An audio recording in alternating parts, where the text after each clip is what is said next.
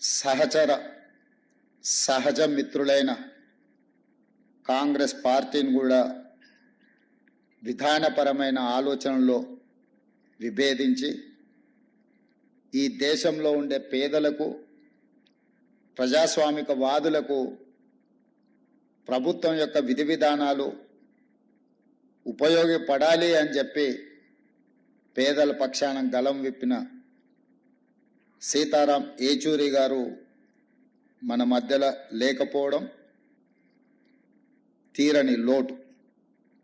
కానీ వారి ఆలోచన విధానం, వారు విద్యార్థి దశ నుండి ఎస్ఎఫ్ఐ కార్యకర్త నుంచి సిపిఐఎం జాతీయ ప్రధాన కార్యదర్శి వరకు దశాబ్దాల కొద్దీ ప్రజా సమస్యల మీద, ప్రజాస్వామిక వేదికల మీద వారు మన యొక్క కీర్తిని, మన యొక్క గొప్పతనాన్ని ఈ ప్రపంచానికి సాటిండు అని చెప్పి నేను గర్వంగా చెప్పగలను.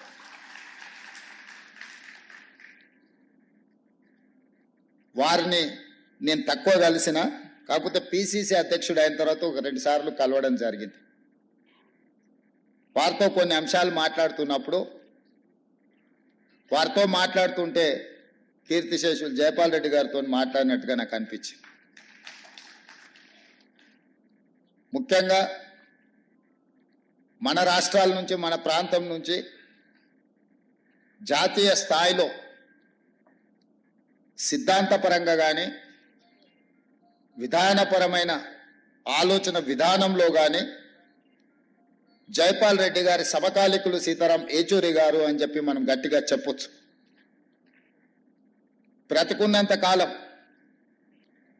నమ్మిన సిద్ధాంతం కోసం నిలబడే వాళ్ళు చాలా కొద్దిమంది. రాజకీయాలలో ఉన్న ప్రజాప్రతినిధులు చాలామంది ప్రజాప్రతినిధులుగా ఎదగడానికి ఇచ్చిన ప్రాధాన్యత నమ్మిన సిద్ధాంతానికి ఇచ్చేది చాలా అరుదు. ఆ నమ్మిన సిద్ధాంతం కోసమే ఆఖరి శ్వాస వరకు నిలబడ్డ వ్యక్తి కామ్రేడ్ సీతారాం ఏచూరి గారు. చాలామంది నేను ఈ దేశానికి అంకితం, నేను ఈ ప్రజలకే అంకితం అని ఉపన్యాసాలలో చెప్తుంటారు. కానీ ఆచరణలో చాలా తక్కువ.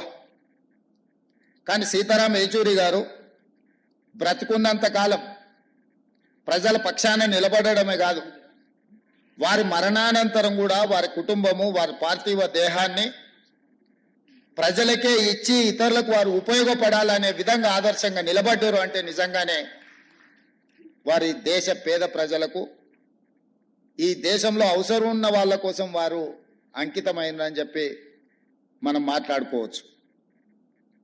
ఈరోజు విలువలు, సిద్ధాంతాలు అంతరించిపోతున్న సందర్భంలో, చారిత్రాత్మకమైన సందర్భం, దేశం మీద భారతీయ జనతా పార్టీ లేదా భారతీయ జనతా పార్టీ లాంటి ఆలోచనలు ఉన్నవాళ్ళు అధికారం కోసం జమిలీ ఎన్నికల ముసుగులో ఈ దేశాన్ని కబలించాలనుకుంటున్నప్పుడు అత్యంత చారిత్రాత్మకమైన కీలకమైన సందర్భంలో సీతారాం ఏచూరి గారు లేకపోవడం ఈ దేశానికే తీరని నష్టము అని చెప్పి రాహుల్ గాంధీ గారు ఏ ఆలోచన, ఏ మాట అయితే చెప్పినరో నేను 100% ఏకీభవిస్తున్నా. రాహుల్ గాంధీ గారికి, గాంధీ కుటుంబానికి సీతారాం ఏచూరి గారితో చాలా సన్నిహిత సంబంధాలు ఉన్నాయి. రాహుల్ గాంధీ గారు సీతారాం ఏచూరి గారిని ఒక ఫ్రెండ్గా, గైడ్గా, ఫిలాసఫర్గా, ఒక సిద్ధాంతకర్తగా బాగా ఇష్టపడతాడు. వారు చనిపోయినప్పుడు అమెరికాలో ఉన్న రాహుల్ గాంధీ గారు ఈ అంశాన్ని వారే మనందరికీ చెప్పడం జరిగింది. ఈరోజు దేశ రాజకీయాలలో యునైటెడ్ ఫ్రంట్ ఏర్పాటు చేసినప్పుడు జైపాల్ రెడ్డి గారితో పాటు సీతారాం ఏచూరి గారు అత్యంత కీలకమైన పాత్ర పోషించి జాతీయ రాజకీయాలలో ప్రజల పక్షాన నిలబడాలన్న ఆలోచన చేసినప్పుడు వారు బాధ్యతాయుతమైన బాధ్యతను నెరవేర్చి ఇదే కాదు 2004లో UPA 1 UPA 2 Congress party communist ఇతర రాజకీయ పార్టీలను కలుపుకొని యూపీఏ 1 యూపీఏ 2 ప్రభుత్వాలను ఏర్పాటు చేసి ఫుడ్ సెక్యూరిటీ బిల్ కావచ్చు, రైట్ టు ఎడ్యుకేషన్ యాక్ట్ కావచ్చు, రైట్ టు ఇన్ఫర్మేషన్ యాక్ట్ కావచ్చు, ఉపాధి హామీ పథకం కావచ్చు, ఇవి దేశంలో చాలా విషయాలను సమూలమైన మార్పు తీసుకురావడానికి తీసుకొచ్చిన చట్టాలు. ఆ చట్టాలు తెచ్చిన సందర్భంలో, ఆ చట్టాల మీద చర్చ జరిగిన సందర్భంలో సీతారాం ఏచూరి గారు ఆ ప్రభుత్వ ఏర్పాటులోనే కాదు, పేదలకు అనుకూలమైన food security, right to education act, right to information act, పారదర్శకమైన పరిపాలన అందించాలంటే ప్రభుత్వం తీసుకునే నిర్ణయాలు ప్రజలకు అందుబాటులో ఉంచాలి అని రైట్ టు ఇన్ఫర్మేషన్ యాక్ట్ తీసుకొచ్చినప్పుడు వారు పోషించిన పాత్ర ఈరోజు మనం అందరం గుర్తు చేసుకోవాలి. ఈరోజు సామాన్యుడికి విద్యను అందించాలన్నా ప్రభుత్వం తీసుకుంటున్న నిర్ణయాలు ప్రజలకు తెలియడానికి అవసరమైన సమాచార హక్కు చట్టాన్ని ఈరోజు ప్రజలకు అందించిన యూపీఏ 1 యూపీఏ 2లో సీతారాం ఏచూరి గారు చాలా కీలకమైన పాత్ర పోషించి, అలాంటి సీతారాం ఏచూరి గారు అధికారాన్ని నిలబెట్టుకోవడానికి భారతీయ జనతా పార్టీ తీసుకొస్తున్న రాజ్యాంగ మార్పులు కావచ్చు, రాజ్యాంగ సవరణలు కావచ్చు, రాజ్యాంగ సవరణ పరిపాలన పరమైన అంశం కాదు, యూనియన్ ఆఫ్ స్టేట్స్, రాష్ట్రాల యొక్క సమ్మిళితమే, రాష్ట్రాల యొక్క కలయికనే ఈ దేశం.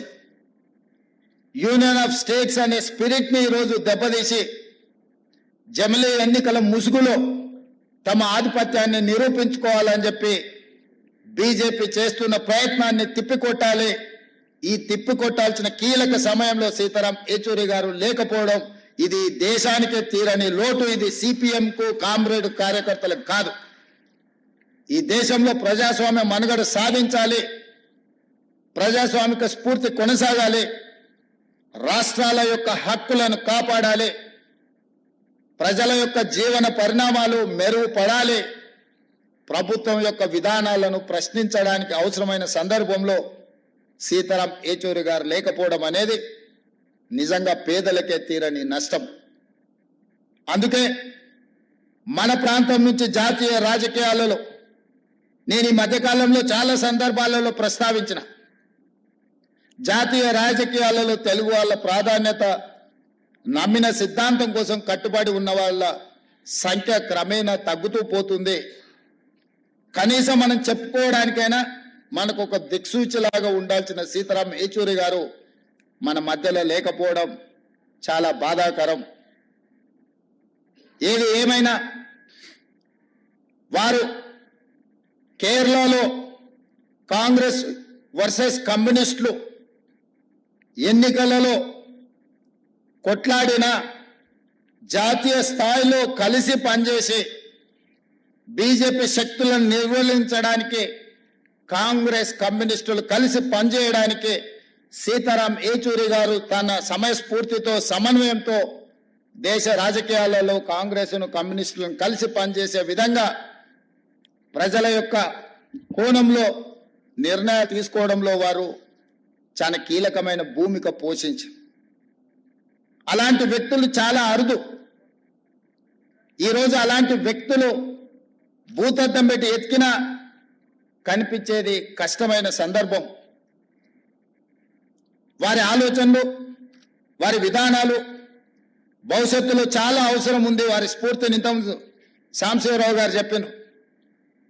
వారు మరణించినప్పుడు దేశంలోనే ఉండే అన్ని మీడియా సంస్థలు ఈ దేశంలో ఒక ప్రధానమంత్రి, ఒక గొప్ప స్వాతంత్ర సమరయోధుడు చనిపోతే ఏ విధమైన విశ్లేషణలు ఏ విధమైన చర్చా కార్యక్రమాలను తీసుకుంటారో సీతారాం ఏచూరి గారు చనిపోయినప్పుడు కూడా అలాంటి విశ్లేషణ అలాంటి కార్యక్రమాలను తీసుకున్నారు అని అంటే వారి యొక్క కమిట్మెంట్ విద్యార్థి దశ నుంచే స్టూడెంట్ ఫెడరేషన్ ఆఫ్ ఇండియా కార్యకర్త నుంచి జేఎన్యూలో ఆ తర్వాత రాజ్యసభ సభ్యుడిగా కావచ్చు, సిపిఎం ప్రధాన కార్యదర్శిగా కావచ్చు, లేకపోతే యునైటెడ్ ఫ్రంట్ కావచ్చు, యూపీఏ కావచ్చు, యూపీఏ 1 యూపీఏ 2లో కావచ్చు, వారు చాలా క్రియాశీలక పాత్ర పోషించి అలాంటి వారు లేకపోవడం, అలాంటి వారిని కోల్పోవడం ఇది సమాజానికే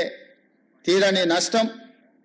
ఏది ఏమైనా వారు సూచించిన వారు పాటించిన సిద్ధాంతాలను ఈరోజు వారిని స్ఫూర్తిగా తీసుకొని కేంద్ర ప్రభుత్వం ఏదైతే జమిలీ ఎన్నికల్ని తీసుకురావాలనే ప్రయత్నం చేస్తుందో కేంద్ర ప్రభుత్వంలో రవనీత్ సింగ్ బిట్టు కేంద్ర